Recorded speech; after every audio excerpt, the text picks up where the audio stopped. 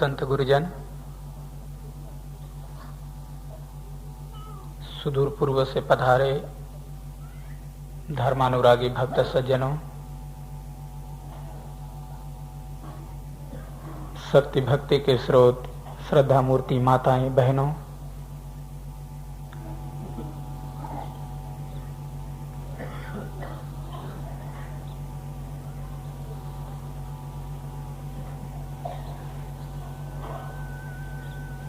इस गांव के बड़े गौटिया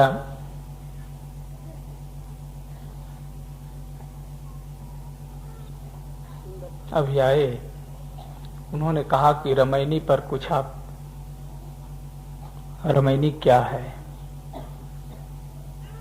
इसी पर कुछ विचार रखें।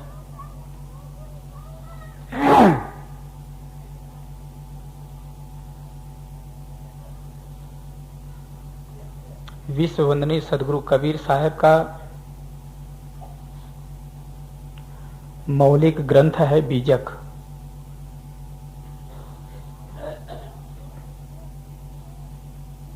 बीजक में 11 प्रकरण है।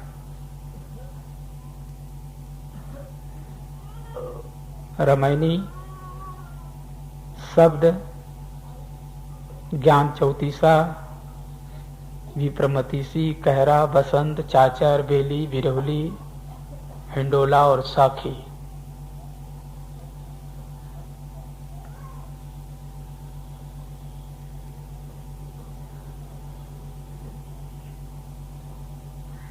पहला प्रकरण का नाम है रामायणी।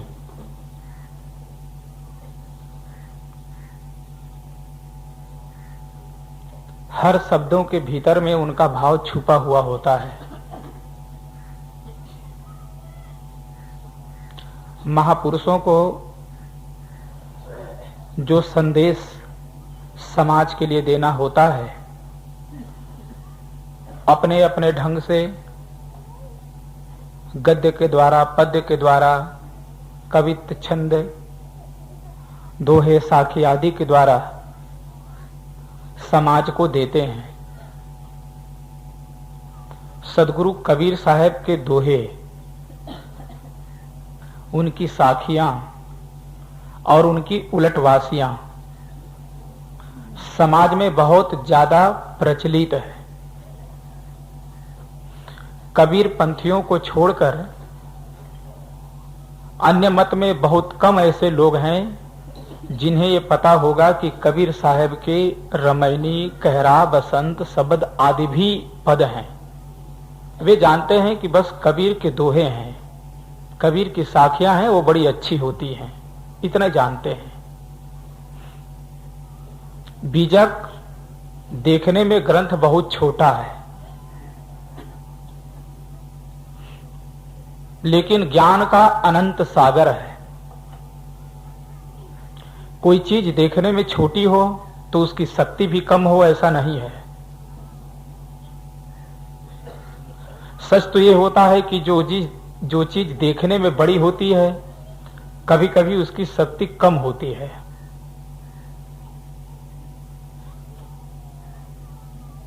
अणु में जो शक्ति है, जो शक्ति त्रसरेणु में है, उससे कहीं ज्यादा शक्ति अणु में है। और अणु में जो शक्ति है, उससे भी कहीं ज्यादा शक्ति परमाणु में है। जो चीज जितने सूक्ष्म है उसमें और ज्यादा विचार है। ऐसे ही बीजक ज्ञान का कोश है।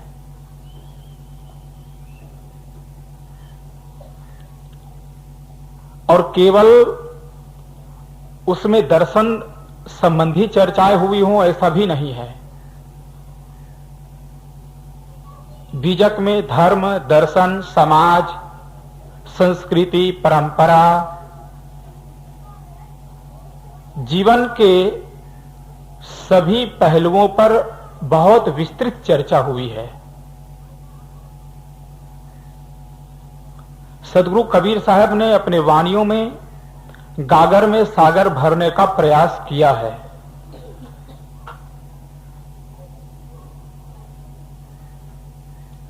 इसलिए बीजक कोई एक मत मजहब का ग्रंथ नहीं है। और सच्चाई यह है कि जितने भी महापुरुषों की वाणियां होती हैं उस पर किसी व्यक्ति विशेष या पंथ विशेष का विशेषाधिकार नहीं होता, वे सबके लिए होता है। हम कबीरपंथी इसलिए मानते हैं कि हमारा ग्रंथ बीजक है, तो क्या अन्य लोगों के लिए बीजक नहीं है? और जो लोग सनातन धर्म को स्वीकार करने वाले हैं, राम कृष्ण को मानने वाले हैं, वे लोग सोचते हैं कि भाई हमारा ग्रंथ तो रामायण है और गीता है, हम रामायण और गीता को पढ़ें और बीजक को क्यों देखें? ये संकीर्ण विचारधारा है। रामायण गीता केवल राम और कृष्ण को मानने वाले के लिए नहीं, अपितु मानव मात्र के लिए है।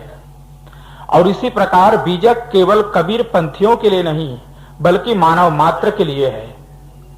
महापुरुष किसी एक के नहीं होते, किसी समाज विशेष के नहीं होते, उनकी कृतियां भी किसी एक की नहीं होती और कोई समाज विशेष के लिए नहीं होती, वे सबके होते हैं। उनकी कृतियां भी सबके लिए होती है और उनका उपदेश भी मानव मात्र के लिए होता है। ऋषियों के भीतर से कितना सुंदर उद्गार निकला, वसुधा एव कुटुंबकम, वसुधा एव कुटुंबकम। ये पूरी पृथ्वी ही परिवार है। ये महापुरुषों के उदात्त विचार और उनके विशाल हृदय का परिचायक है। उनके विचारों में उदारता होती है और उनका हृदय विशाल होता है। और जिनका हृदय इतना विशाल ना हो, जिनके विचारों में इतनी उदारता ना हो, वो महापुरुष कैसे है? लेकिन महापुरुषों को भी हम अपनी परंपरा में, अपने समाज में बांधने का प्रयास करते हैं, क्योंकि हमारा मन का एक स्वभाव है। हमारा मन का स्वभाव क्या है? मन का स्वभाव है बंधना। हम जहां जाते हैं बंध जाते हैं, बंधन में है हम। हमें बंधन प्रिय है, हमें बंधना पसंद है। किसी न किसी रूप में हम बंधते हैं और दूसरों को भी बांधते हैं। ये बंधते कैसे हैं? यदि इस पर मैं थोड़ा चिंतन करने का प्रयास करूंगा तो जो चर्चा करनी है वो छूट जाएगी। इसलिए इतना ही समझें, यद्यपि हम स्वभाव से मुक्त हैं, स्वरूप से मुक्त हैं, इतना होते हुए भी बंधने की हमारी आदत बन गई है। इसलिए हम बंधते हैं और ये निश्चित है कि जो आदमी बंधा हुआ है वो दूसरों को छुड़ाता नहीं, वो दूसरों को भी बांधता है। और केवल अपने आसपास रहने वाले लोगों को ही बांधता है ऐसी बात नहीं है, महान पुरुषों को भी वो बांधते हैं। राम के मानने वाले सोचते हैं कि ये हमारा भगवान है, कृष्ण के मानने वाले सोचते हैं कि ये हमारा भगवान है। राम के मानने वाले में जब कट्टरता आ जाती है तो वो कृष्ण को शीश नहीं झुका सकते, और कृष्ण वाले जब अति श्रद्धा हो जाती है तो राम को इनकार करते हैं, क्योंकि उनके हाथ में बांसुरी नहीं है। इसी प्रकार विचारों में संकीर्णता आती है और सांप्रदायिकता की जहर समाज में फैलना शुरू हो जाता है। हम अपने हृदय को भी विशाल बनाएं और विचारों को उदार बनाएं। संसार के समस्त महापुरुष हमारे हैं, हम सबके लिए हैं, और उनके चिंतन परक जितनी भी उनकी कृतियां हैं, ग्रंथ हैं, वे भी सबके लिए हैं। सदगुरु कबीर साहब इस क्षेत्र में अग्रगण्य है। शायद ही कोई महापुरुषों ने ऐसा साहस किया हो जो साहस सदगुरु कबीर साहब ने किया है। सदगुरु कबीर साहब का समय ही ऐसा था। जहां जन्म लिए उसको देखो, काशी नगरी जो आज भी पंडितों की नगरी है। अब पहले तो विशेष रूप से काशी ही थी, क्योंकि अन्य जगहों पर शिक्षण की इतनी सुंदर व्यवस्था नहीं थी। अब तो शिक्षा की बहुत व्यवस्थाएं हो चुकी हैं, जगह जगह पर यूनिवर्सिटी है, विश्वविद्यालय हैं। लेकिन पहले पंडितों का गढ़ काशी रहा, आज भी है। आज से 603 वर्ष पहले जब सदगुरु कबीर साहब वाराणसी के धराधाम पर आए, वहां बोलबाला था हिंदुओं का, और उस क्षेत्र में मुगल शासक काफी फैले हुए थे। सदगुरु कबीर साहब के समय में ये दो संस्कृतियां थीं, हिंदू संस्कृति और मुस्लिम संस्कृति, और समय समय पर ये दोनों संस्कृतियां आपस में टकराती रही। और सदगुरु कबीर साहब ऐसे महापुरुष हुए जो दोनों के कमियों को सामने रखे और दोनों को बताया कि आप भूले हैं। कहे कबीर वे दोनों भूले, राम ही किन्हू न पाया, वह खसी वह गाय कटावे, बाद ही जन्म गमाया। भाई तुम दोनों भूले हो, काहे लड़ते हो, किसके लिए लड़ते हो? राम रहीमा एक है, काहे करो लड़ाई, किस लिए लड़ रहे हो? और सदगुरु कबीर साहब ने 600 वर्ष पहले जो अभियान चलाया था, सांप्रदायिकता को जड़ से उखाड़ फेंकने के लिए, जातिवाद के जहर को समाप्त करने के लिए, समाज में जो ऊंच और नीच, अस्पृश्यता आदि की जो भावना है उनको समाप्त करने के लिए,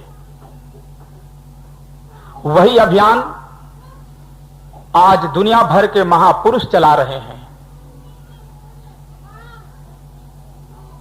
आज कोई विचारों में उदारता कोई संप्रदाय में देखी जाती है जो इन सब बातों को स्वीकार करते हैं, भले ही वो कबीरपंथी ना हो, लेकिन हम ये कह सकते हैं कि उनके मानस पिता, उनके मानस जनक सदगुरु कबीर ही हैं। कबीर के बाद ये परिवर्तन शुरू हुआ है। तो सदगुरु कबीर साहब का जो मौलिक ग्रंथ है वो बीजक है, और उसमें रामायणी एक प्रकरण है। पहले प्रकरण का नाम है रामायणी। एन कहते हैं कानून को, एनी कहते हैं उस पर चलने वाले। रम एन एनी, ये 3 शब्दों से निष्पन्न होता है रामायणी। रमने वाला एनी जीव चैतन्य है, कानून इन्होंने खुद बनाया है। इन्होंने अपने ऊपर कल्पना की है कि मुझे दुख देने वाला, सुख देने वाला कोई परमात्मा बाहर में है। ये किसने बनाया? जीव ने बनाया। जातिवाद का वितंडावाद किसने खड़ा किया? इसी जीव ने किया। मंदिर और मस्जिद को किसने बनाया? इसी जीव ने बनाया। और ये सबको बना करके उलझा कौन है? ये जीव ही उलझा है। और इन उलझनों को छोड़ करके मुक्त होता कौन है? वो भी जीव है। सब सिद्धांत कौन कियो जगत में, आदम मानुष तुम ही तो हो। ईश्वर खुदा जगत का कर्ता कल्पना किया सो तुम ही तो हो। सदगुरु श्री काशी साहब जी ने बड़े क्रांतिकारी विचार दिए हैं। कहा जाता है कि जिस समय भारत को आजादी होनी थी, लोगों ने कहा कि तुम अपने कानून व्यवस्था कैसे चलाओगे? तो डॉक्टर भीमराव अंबेडकर, राजेंद्र प्रसाद आदि रातों रात कानून की किताब तैयार किए। ऐसे सदगुरु काशी साहब जी का जो विचार है वो पारक सिद्धांत का कानून है। सिद्धांतिक जगत में पारक सिद्धांत की जो सूक्ष्म गहराइयां हैं उनको यदि समझना हो तो सदगुरु श्री काशी साहब जी के जड़ चेतन भेद प्रकाश, निष्पक्ष सत्य ज्ञान दर्शन, सत्य ज्ञान बोध नाटक, ये उनकी मौलिक कृतियां हैं। जड़ चेतन भेद प्रकाश तो इतनी छोटी सी पुस्तिका है, उसकी टीका सदगुरु श्री राम स्वरूप साहब जी ने लिखी है। कोई भी भक्त उन्हें पढ़े तो समझ में आए कि कितना विशाल पुस्तक है ये।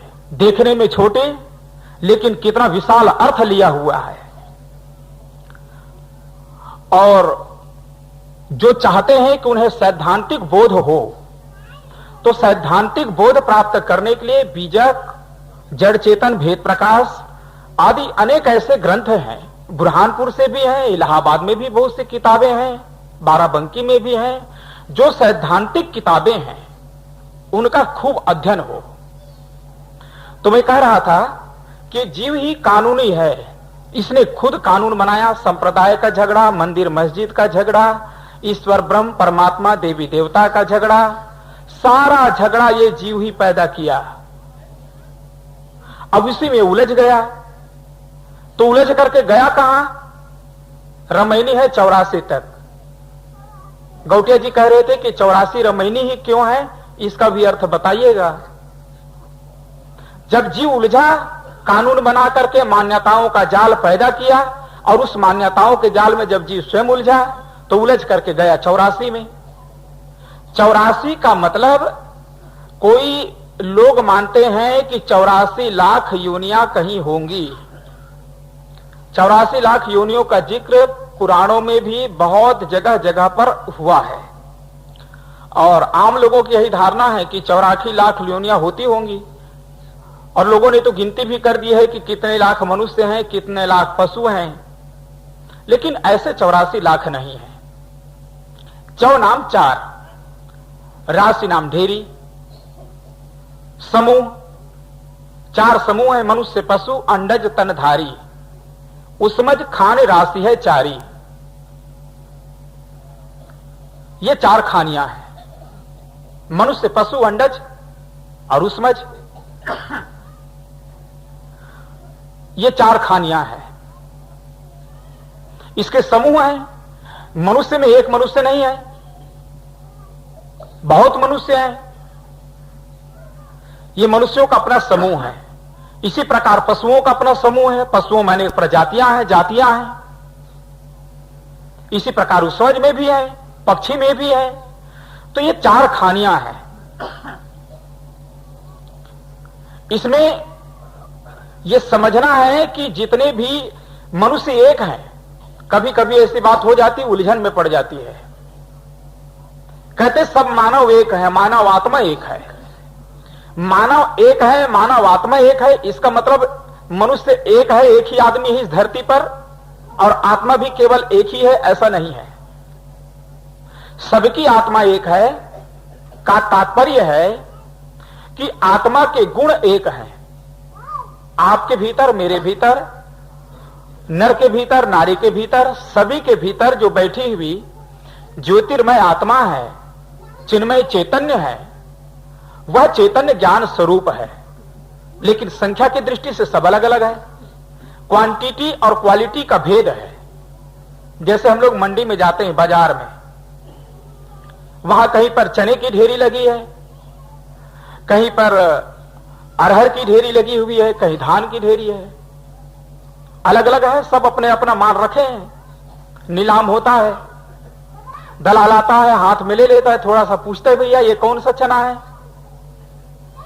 कहे हाँ ये एक ही, ये फलाना जाति का चना है। कहे ये कौन सा चना है? कहे एक ही है, दोनों एक ही है। अब दोनों एक ही चना है, इसका मतलब एक दाना है, ऐसा नहीं है। दोनों की जाति एक है, दोनों का गुण एक है, उसमें कोई भेद नहीं है। ऐसे चैतन्य के जाति में कोई भेद नहीं है। आपके भीतर जो चैतन्य है और मेरे भीतर जो चैतन्य है, उसके गुणधर्म स्वभाव में कोई भेद नहीं है। वो भी ज्ञान धर्म वाला है, और मेरे भीतर में जो बैठा चैतन्य है वो भी ज्ञान धर्म वाला है, और नारियों के भीतर में जो बैठा चैतन्य है वो भी ज्ञान धर्म वाला है, और पशु पक्षियों के भीतर में बैठा हुआ चैतन्य है वह भी ज्ञान धर्म वाला ही है। इस दृष्टि से कहा है कि आत्मा सबका एक है, लेकिन सबकी आत्मा एक है, इसका मतलब एक आत्मा ऐसा नहीं समझ लीजिएगा। तो ये क्वालिटी सबकी एक है, लेकिन क्वांटिटी में भेद है। तो 84 का मतलब हुआ 4 राशि, 4 समूह। जब ये जीव मान्यताओं का जाल बना लेता है तब 84 में जाकर के फंस जाता है। 84 का दुख ये भोगता है, और इसी 84 से छूटने के लिए सत्संग है, विचार है। नित्य प्रति बीजक पाठ के लिए प्रेरणा दी जाती है, संध्या पाठ के लिए प्रेरणा दी जाती है। कभी कभी हमारे भीतर में बौद्धिक प्रमाद ज्यादा होता है, साधनात्मक प्रवृत्तियां बहुत कम, और इसका परिणाम यह होता है कि हम बहुत कुछ जान करके निपट अनजान हो जाते हैं। बौद्धिक प्रमाद का मतलब, सत्संग में हम बैठते हैं, बैठना बुरा नहीं, यह बहुत ही सुंदर बात है। सत्संग में हम बैठें और पूरे तन मन से बैठें। ऐसा नहीं कि हमारा तन बैठा हो और मन बाहर हो, तन मन से बैठे। सत्संग में हम जो बातें सुनते हैं तो क्या हमारे भीतर में भावना रहती? मैंने पहले दिन ही चर्चा की थी कि सत्संग में जो भी बातें होती है हमें ऐसा लगना चाहिए कि वो मेरे लिए हो रही है। कितने लोग होते हैं वो डाकिया का काम करते हैं, पोस्टमैन का काम करते हैं। सत्संग सुनने इसलिए आते हैं कि उन्हें रामायण की टीका करनी है। अब महात्मा लोग बढ़िया बढ़िया चुटकुला सुनाएंगे, उदाहरण देंगे, कहानियां बताएंगे, तो कम से कम टीका करते समय वो काम में आएगा लोगों को प्रभावित करने के लिए। कुछ लोग आएंगे, सुन लेंगे, और सुनने के बाद इतना पेट फूलने लगता है जब तक कोई आदमी ना मिले सुनाने वाला, उनको सुनाने के लिए खोजते हैं कि किनको सुनाओ। कोई आदमी मिला तो बस यहां से सुन करके जाएंगे, उनको सुनाना शुरू कर देंगे, और कोई सुनने वाला ना मिले उनका तो उनका पेट ही फूलने लगता है। कब जल्दी से जल्दी निकालें। तो मुफ्त के डाकिया हैं।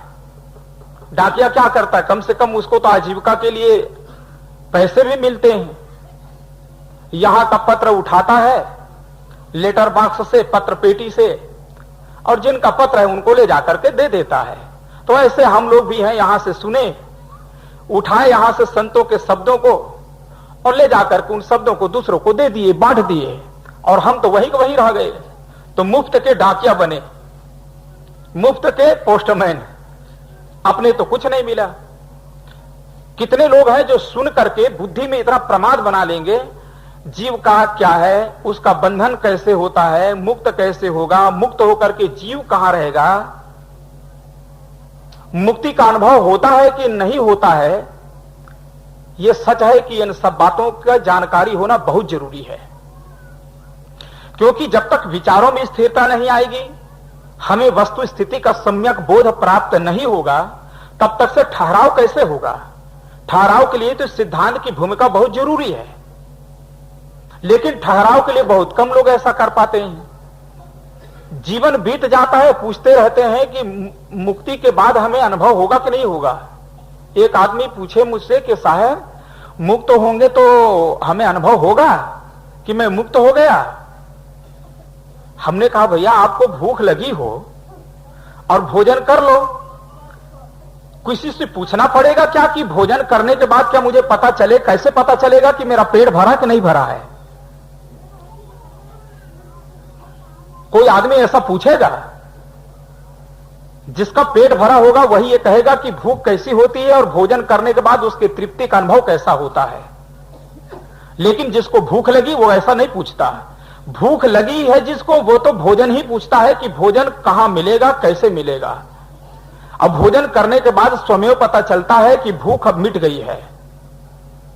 भूख जब मिट जाए तो उनको कोई हलवा, पूरी, लड्डू, जो भी उनके मन में इच्छित पदार्थ हो, जिन व्यंजनों में उनकी रुचि हो, ऐसे रुचिकर पदार्थ उनको दिए जाए, परोसे जाएं, तो पर भी वह आदमी हाथ जोड़ लेगा और कहेगा भैया अब मुझे माफ करो, मुझे क्षमा करो, अब खाया नहीं जाता, पेट भर गया है। यही उसका प्रमाण है पेट भर जाने का।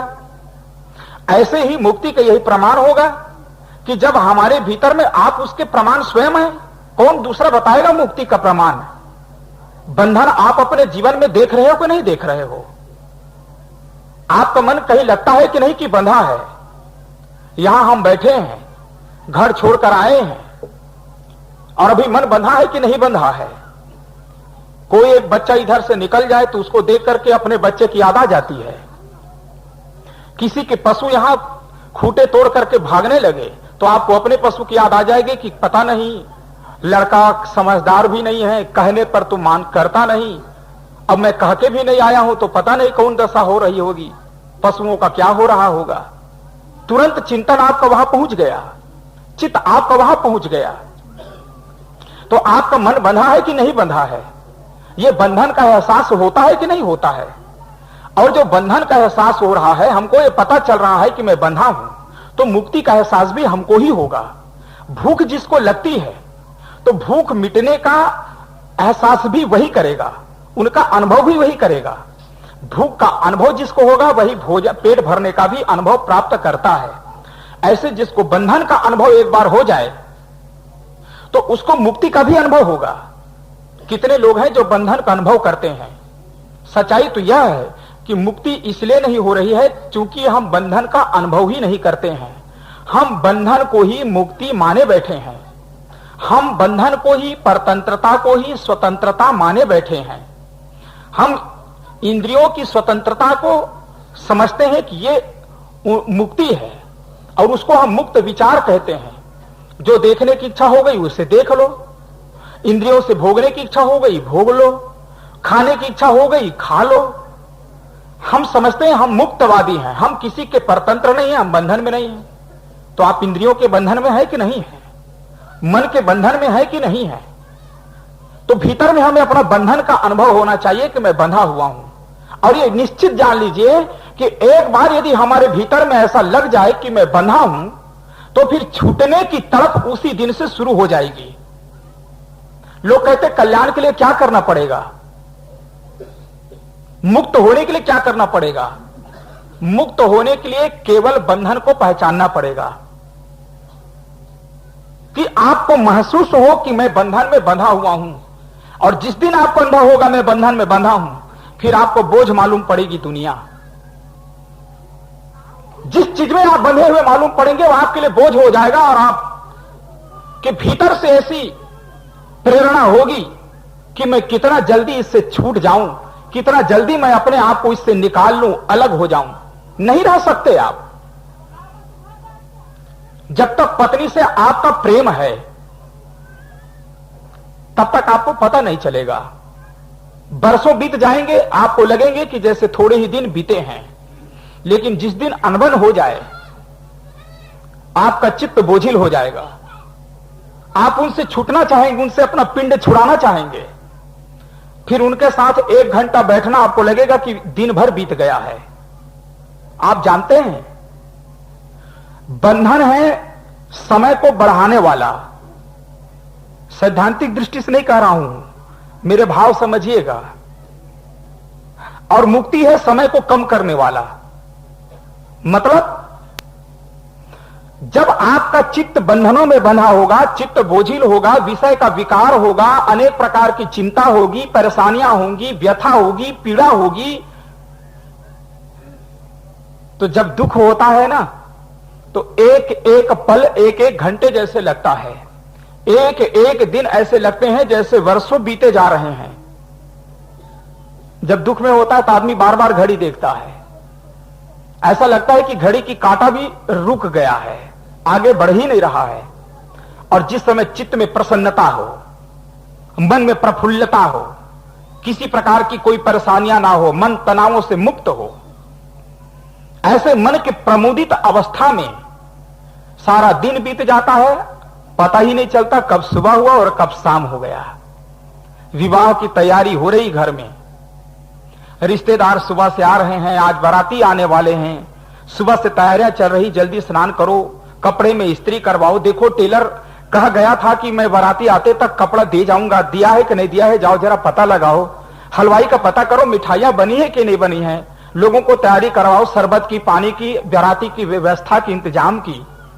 मन ऐसा लगा हुआ है, चारों ओर रिश्तेदार मिल रहे हैं, मिठाई की सुगंध उठ रही है, बैंड बाजे बज रहे हैं, आंगन में नृत्य हो रहा है, गान हो रहा है।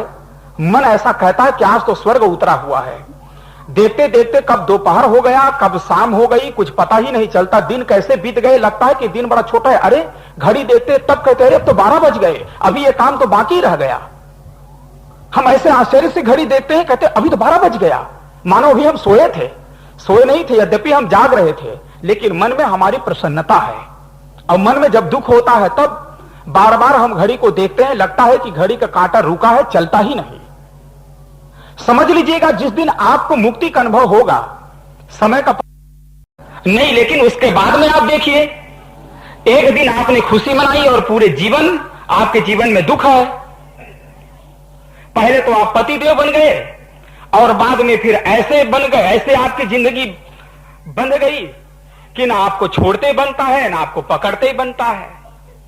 कहा जाता है कि सर्प जब छछूंदर को पकड़ लेता है तो उनकी बड़ी बुरी दशा होती है। यदि वो छछूंदर को पकड़ लेता है, यदि खा जाए तो वो मर जाए और उगल दे तो अंधा हो जाए। ऐसी कहावत है, कहां तक सत्य है पता नहीं, लेकिन बीजक में भी इसका प्रमाण आया है। मछली मुख जस केचुआ मुसवन मह गिरदान, ये रमैनी प्रकरण में ही है। सरपन माही गहेजुआ ऐसी जात देख सबन की जान। तो सरपन के मुंह में गहेजुआ नाम छछूंदर जब आ जाता है तो बड़ी विकट स्थिति होती है। छोड़े तो अंधा होए और खाए तो मर जाए, क्या करे। ऐसे सब जीवों के, संसार के जीवों की स्थिति है। संसार के जितने भी जीव हैं ये सब चाहना में बंधे हैं और सब पकड़ लिए हैं छछूंदर को, संसार को, जिसमें बदबू है सब पकड़े हैं। और संसार में पकड़ लेने के बाद ना उसको छोड़ते बनता है ना पकड़ते बनता है। छोड़ो तो भी झंझट मालूम पड़ता है, पत्नी का क्या होगा, बच्चों का क्या होगा, समाज के लोग क्या कहेंगे, भगोड़े, पलायनवादी, निकम्मा, आलसी, पता नहीं क्या क्या। पकड़े रहो तो जिंदगी बोझ में दब गई है। एक एक पल जिंदगी का जिया नहीं जा रहा है, बड़ी कठिनाई महसूस होती, क्या करें। यह दशा है। किसी धर्म में प्रवेश हो गया आदमी, उसको छोड़ा नहीं जाता। पहले जो कबीर पंथ में हो गया उनको बड़ा लगता है कि अब कबीर पंथ में आ गए, मन तो भीतर से स्वीकार नहीं करता है। भीतर भीतर तो उनका भीतर में मानंदी भरी है, कल्पना भरी है। उन्हें लगता है कि नहीं, देवी देवता भगवान यही सब सत्य होगा और मैं चूका जा रहा हूं। ऐसा ना हो कि कहीं इसका परिणाम मुझे बुरा भोगना पड़े, ऐसा हो जाए। कभी कभी ऐसा जीव सोचने लगता है। और जो उधर फंसे हैं वो सोचते हैं कि पता नहीं हमारे संप्रदाय में ही गड़बड़ी है, दूसरे में अच्छा हो। आदमी को निश्चयता कहां होती है। कबीरपंथी को भी अपने जगह पर निश्चयता नहीं हो पाती है। हिंदुओं को अपने जगह पर निश्चयता हुई होती तो हिंदू में जितने देवी देवता हैं उतने किसी मत मजहब में नहीं है। 33 करोड़ देवियां, 33 करोड़ देवता और 66 करोड़ जोगनिया, और आज के आधुनिक देवी देवता अलग, और इतने भी कम पड़ते हैं तो हिंदू भी मुसलमानों के मजार में जाकर के चादर चढ़ाते हैं, सिर पटकते हैं और पीर बाबा से आशीर्वाद मांगते हैं कि पीर बाबा कृपा करना, बहू को आए 5 साल हो गया लेकिन अभी तक एक बच्चा नहीं है। और कभी सुअर सुवरी को आपने देखा कि कहीं देवी देवता के पास जाकर सिर पटकते हो बच्चा के लिए? हर 6 महीने में 6 बच्चे। देवी देवता की आवश्यकता मनुष्य को पड़ती है, ईश्वर की आवश्यकता मनुष्य को पड़ती है। पशु पक्षी को कोई देवी देवता का आवश्यकता नहीं। कोई ईश्वर से नहीं डरते, कोई भगवान से नहीं डरते, कोई भूत प्रेत का डर पशु पक्षी को नहीं है, लेकिन आदमी को इन सब का डर है। बड़ा हैरानी की बात है, सृष्टि का प्रसून कहा जाने वाला आदमी, धरती का सिरमौर कहा जाने वाला यह मनुष्य, यह सबसे डरता है, अपनी कल्पनाओं से डरता है, अपनी मान्यताओं से डरता है। पशु पक्षी नहीं डरते। एक बात और निवेदन करना चाहूंगा, इसका मतलब आप ये न कहिएगा कि पशु पक्षी आदमी से श्रेष्ठ है। कभी कभी चर्चाओं के दौरान संत महात्मा कहा करते हैं कि मानव का जीवन पशु से बदतर हो गया है। मानव जीवन पशु से बदतर हो गया है, इसका मतलब क्या पशु अच्छा है और मनुष्य बुरा है? ऐसा भी नहीं है। सच्चाई यह है, जिनमें बुराइयां होती हैं उन्हीं में अच्छाइयां होती हैं। जो आदमी बुरा कर सकता है वही आदमी अच्छा भी कर सकता है। जिसमें बुरा करने की क्षमता नहीं उसमें अच्छा भी करने की क्षमता नहीं है। पशु जैसे हैं। पशु यदि जाकर के किसी के घर में सेंध नहीं लगाते तो पशु कभी दान भी नहीं करते। चोरी की क्षमता उनमें नहीं है तो दान भावना भी उनमें नहीं है। इसलिए वे जैसे जी रहे हैं वो प्रकृति के अनुसार जैसा शरीर बना है अपना अपना जीवन जीते हैं। उसमें अच्छा भी नहीं कहा जा सकता, बुरा भी नहीं कहा जा सकता। पशु झूठ भी नहीं बोलते तो पशु सच भी नहीं बोलते, लेकिन जो आदमी झूठ बोलता है वो आदमी सच बोल सकता है। यह 100% सही है। इसलिए जिनके भीतर में कोई बुराइयां हो और जरूर सबके भीतर में कुछ न कुछ बुराई है। हम अपने भीतर की बुराई को स्वीकार कर लें और हमें निश्चित है कि यदि हमारे भीतर में बुराई है तो हमें भीतर से ऐसा आत्मविश्वास जगाना चाहिए कि जब मैं बुरा कर सकता हूं तो अच्छा क्यों नहीं कर सकता हूं, मैं चोरी कर सकता हूं तो दान उपकार में क्यों नहीं कर सकता हूं, मैं भोगों में लंपट हो सकता हूं तो मैं ब्रह्मचर्य धारण करके वैराग्य में जीवन क्यों नहीं जी सकता हूं। ये दोनों क्षमता हमारे भीतर में है, तो हम भीतर में आत्मविश्वास तो जगाएं, लेकिन हमारे भीतर में आत्महीनता भरी है। हम कहते अरे भाई हम कहां कर सकेंगे, हम तो संसारी आदमी हैं, हम तो दो पैर के आदमी, हम क्या कर सकते हैं, कोई साधु महात्मा की कृपा हो जाए, भगवान की कृपा हो जाए तो ठीक है। बुराई करने के लिए कभी भगवान की कृपा की जरूरत नहीं पड़ी, तो अच्छा करने के लिए भगवान की कृपा की क्यों जरूरत पड़ रही है। ये समझ लीजिए, ये मन की एक बेईमानी है। यह मन हमें भटका रहा है। हमारे भीतर में वो सारी क्षमता है, भीतर के आत्महीनता को निकाल करके फेंकें। कभी कभी चर्चा के दौरान बातें आती है, कहा जाता है साधना बड़ा कठिन चीज है, साधना सबके लिए सबके वश की बात नहीं है। तो हम ये समझते हैं कि ये बात इतनी कड़वी है और इतनी कठिन है कि सबके लिए संभव ही नहीं है, फिर हम इसको असंभव मानते हैं। और ये असंभव नहीं संभव है, और कठिन नहीं सरल है, लेकिन हमने उसको कठिन बना लिया है। इतना कठिन बना लिया है कह सुन करके। और किसी बात को जब एक बार ये कह दी जाती है कि कार्य बड़ा कठिन है, तो कठिन कहते कहते आदमी को ऐसा लगता है कि कार्य बड़ा कठिन है। साइकोलॉजिकल प्रभाव पड़ता है। एक छोटा बच्चा है, छोटा बच्चा को आप बताइए कि बेटा पढ़ना बड़ा कठिन है, बड़ा कठिन है, इंग्लिश मीडियम में तो तुम बढ़ ही नहीं सकते हो। अरे बेटा तुम देहात में जन्म लिए हो, गरीब के घर में जन्म लिए हो, कोई एजुकेटेड माता पिता होते, शिक्षित परिवार में तुम जन्म लिए होते और पढ़ने लिखने की संपूर्ण व्यवस्था तुम्हारे घर में होती, तब तुम कहीं पढ़ पाते। या हम दूसरे ढंग से उसको प्रताड़ित करते हैं, अरे तू तो गधा है, तू तो निकम्मा है, तेरे भीतर में समझ कहां है, तू कर क्या सकता है, देख लिया तेरे विकास को, होनहार बलवान होनहार बिरवान के होत चीकनो पात। जो होनहार होते उसके लक्षण पहले दिखाई देते हैं, तेरा लक्षण तो कुछ दिखता ही नहीं ऐसा। या तो हम उसे बार बार हतोत्साहित करते रहते हैं, और या तो हम भीतर से ऐसा मान लेते हैं स्वयं ही कोई दूसरा हतोत्साहित करता है, और या तो जीवन के पूर्वार्ध में ही आरंभिक अवस्था में जिन अवस्था में उनके प्रतिभाओं का विकास हो सकता है, ऐसी अवस्था में वो स्वयं ही मान लेता है कि मैं ऐसा नहीं कर सकता हूं। तो इसका एक मनोवैज्ञानिक प्रभाव पड़ता है, उसके भीतर में आत्महीनता आ जाती है। और जब एक बार हम ये मान लेते हैं कि काम मैं नहीं कर सकता हूं, तो निश्चित है फिर उस काम में हम सफल हो ही नहीं सकते। दुनिया में ऐसा कोई काम नहीं जिसे हम ना कर सकें, लेकिन ये हमारे भीतर की एक आत्महीनता है। इस हीनता को दूर करें। साधना सबके लिए है, केवल साधु संतों के लिए साधना है ऐसी बात नहीं है।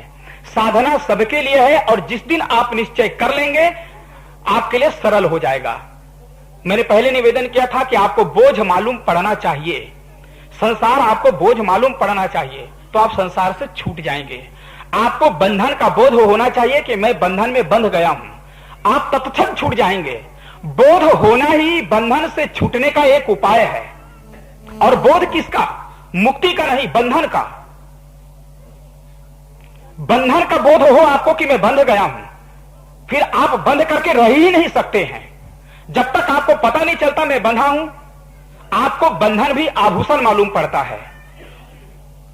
बंधे तो है संसार में, बंधे हैं आशा में, तृष्णा में, लोभ में, क्षोभ में, राग द्वेष में, लेकिन हमें ऐसा लगता है कि मैं बंधा नहीं हूं, मैं छूटा हूं, मैं मुक्त हूं।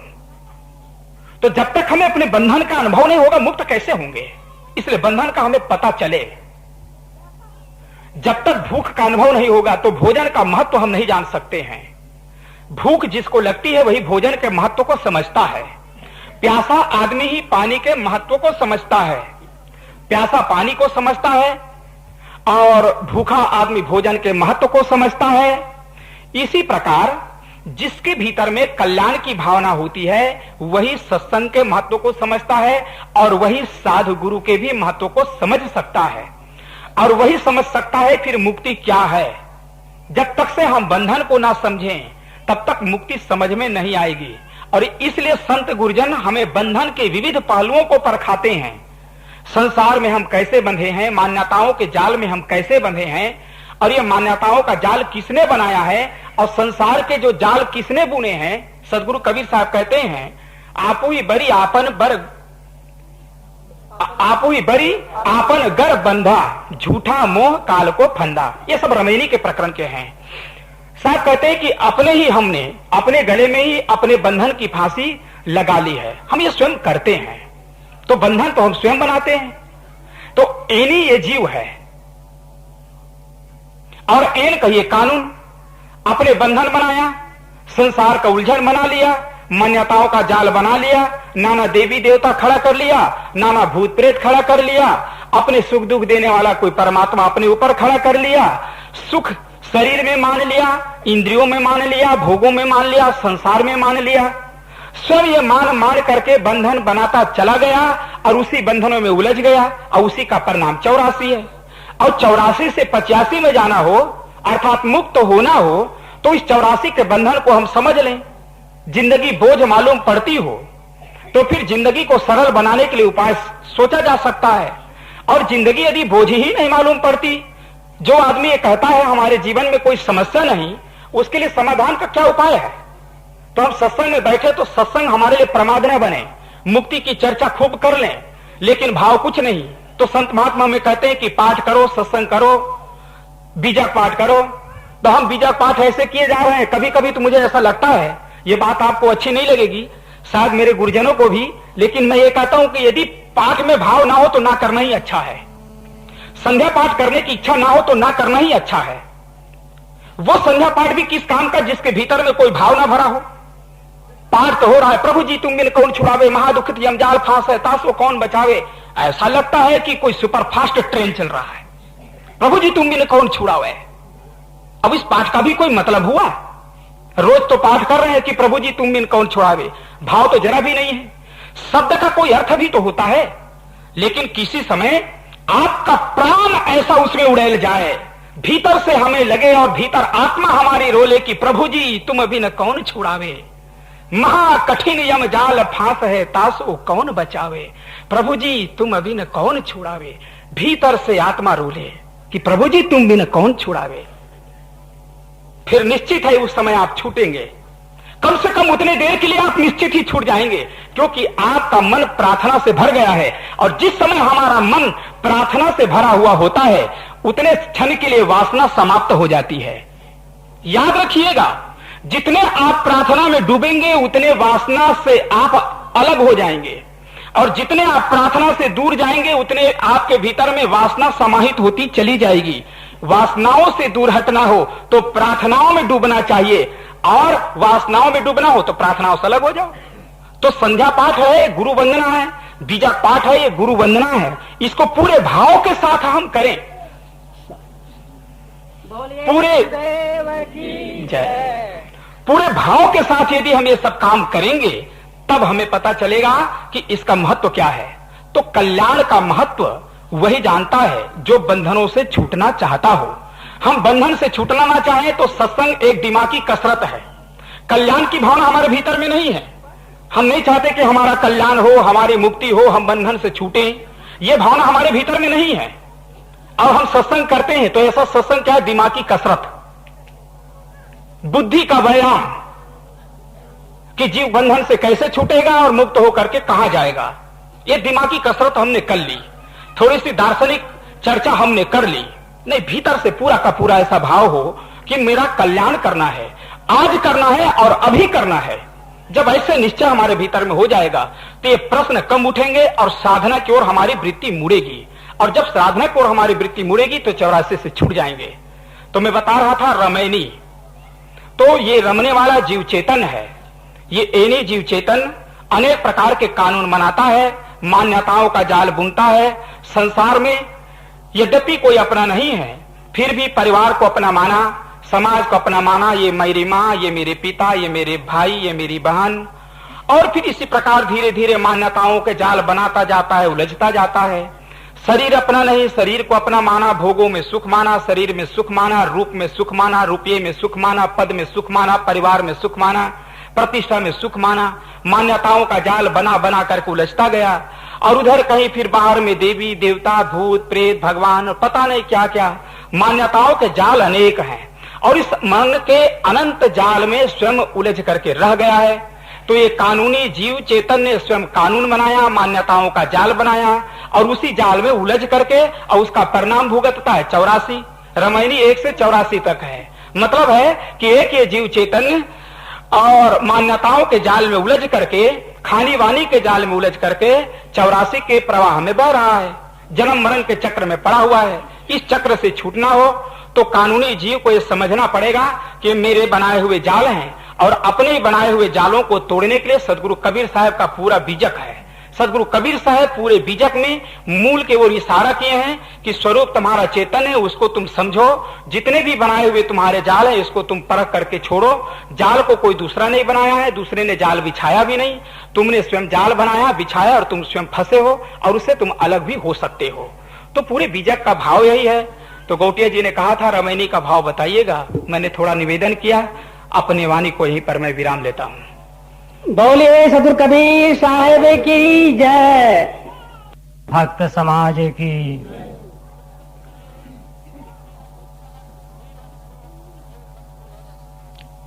मेरे व्यक्तित्व के पोषक गुरुजन, मंचासीन संत समाज,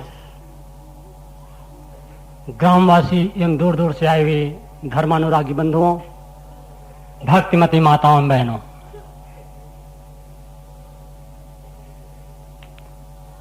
कुछ कहने के पूर्व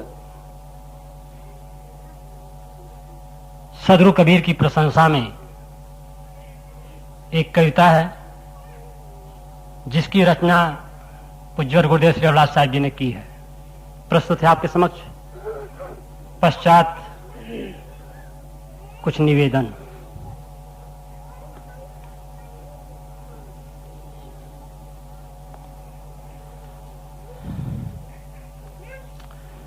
किस आंचल में जन्म लिए तुम कोई पता नहीं पाया,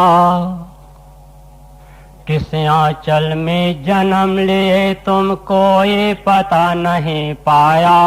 पालन पोषण हुआ जहां पर पर्ण कुटी की थी छाया।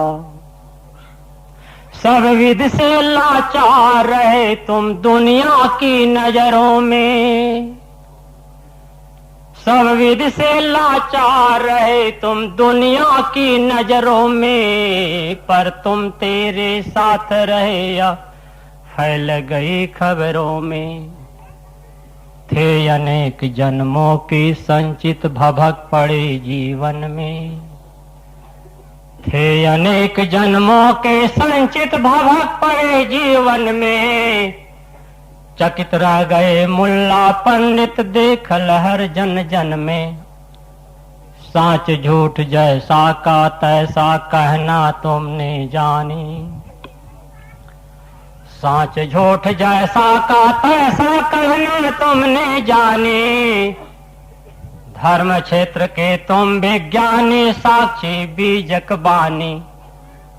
अनुभव कहा अमोघ मगर शास्त्रों का मंथन भारी, अनुभव कहा अमोघ मगर शास्त्रों का मंथन भारी। निर्भय और निष्पक्ष गिरा तेरी दुनिया से न्यारी। एक जाति है एक धर्म है एक तुल्य है आत्म, एक जाति है एक धर्म है एक तुल्य है आत्म।